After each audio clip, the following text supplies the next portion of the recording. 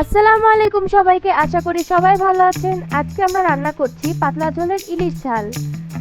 এই তরকারিটা রান্না করতে অনেক ইজি আর অনেক দ্রুত হয়ে যায়। তো কিভাবে করেছি চলুন দেখে আসা যাক।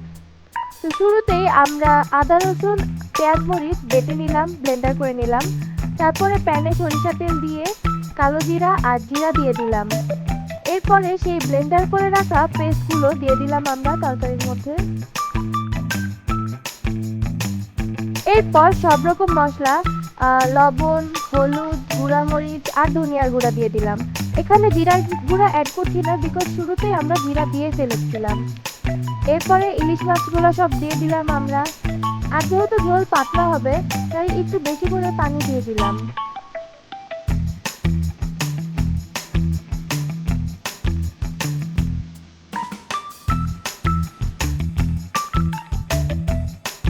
ইলিশ মাছ যেহেতু দ্রুত সিদ্ধ হয়ে যায় আর এটা রান্না করতে অনেক মানে সময় কম লাগে, তো আমাদের ইলিশ ঝাল তৈরি হয়ে গিয়েছে।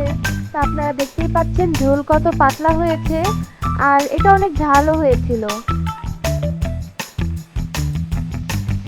ভিডিওটি ভালো লাগলে অবশ্যই লাইক, কমেন্ট, শেয়ার করে দিবেন এবং পেজটিকে ফলো করে দিবেন।